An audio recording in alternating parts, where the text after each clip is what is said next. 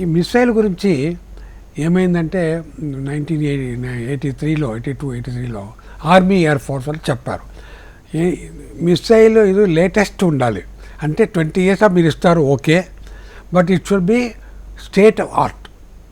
అంటే ప్రపంచంలో ఇది equal with anything from Europe, from Russia, from America, it should be at పార్, don't give me second rate అని చెప్పారు ఆర్మీ ఎయిర్ ఫోర్స్.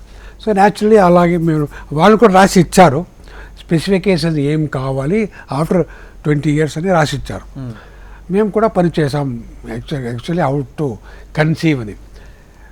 ఇప్పుడు ఏమైందంటే ఇండియాలో మొట్టమొదటిగా ఇలాంటి మిసైల్ సిస్టమ్ తయారు చేసేదానికి మేము ప్రయత్నం చేసాము. మిసైల్ సిస్టమ్ అంటే ఒకటి మిసైల్ అందరూ చూస్తారు, కింద ఉండేదేమి ఒక లాంచర్ ఉంది, ఒక రెడార్ ఉంది, కంట్రోల్ సెంటర్ ఉంది, చాలా గ్రౌండ్ సపోర్ట్ ఉంటుంది, అదని ఎవరు చూడరు, ఓన్లీ మిసైల్ చూస్తారు. బట్ అన్నీ కలిపి మేము మిసైల్ సిస్టమ్ అది తయారు చేసాం. దానికి అందుకే అందరూ పనిచేశారు. ఆర్మీ ఎయిర్ ఫోర్స్ వాళ్ళు చెప్పారు కాబట్టి ఎలాగ దాన్ని బెస్ట్ ఆఫ్ ది మిసైల్ చేయాలి అంటే ఒక రెడార్ కావాలి, అంటే మల్టీ టార్గెట్ హ్యాండ్లింగ్ రెడార్ అని చెప్తారు దానికి. అంటే సాధారణంగా ఒక టార్గెట్ ఏరోప్లేన్ హెలికాప్టర్ వస్తూ ఉంటే ఒక దాన్ని చూసుకుంటుంది, ట్రాక్ చేస్తూ ఉంటుంది. మన యూజర్ ఏం చెప్పారు ఆర్మీ ఎయిర్ ఫోర్స్ వాళ్ళు, అలా వద్దు బాబు, మనకి 10 ఎయిర్క్రాఫ్ట్ వస్తుంది, సైమల్టేనియస్గా మీ 10 ఎయిర్క్రాఫ్ట్ని ట్రాక్ చేయాలి. 10 ఎయిర్క్రాఫ్ట్కి నేను 10 మిసైల్ లాంచ్ చేయాలి.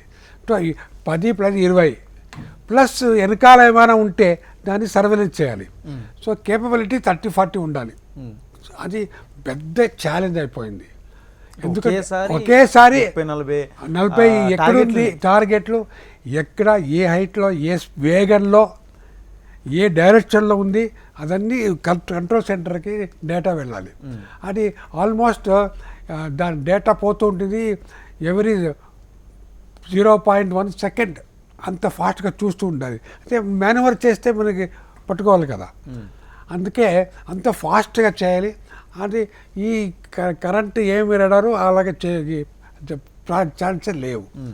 సో ఫేజ్డ్ అరే రెడార్ అంటే రెడార్ యాంటెన్నా చూసారు కదా ఇలా ఉంటుంది, అదేమి తిప్పదు. దానికి ఒక ఎలక్ట్రానిక్ బీమ్ ఉంటుంది, ఆ మైక్రో బీము, దాన్ని కంప్యూటర్లో ప్రోగ్రామ్ చేసి ఓన్లీ బీమ్ తిప్పుతూ ఉంది, left right up down. Radar antenna ఇలాగే ఉంటుంది.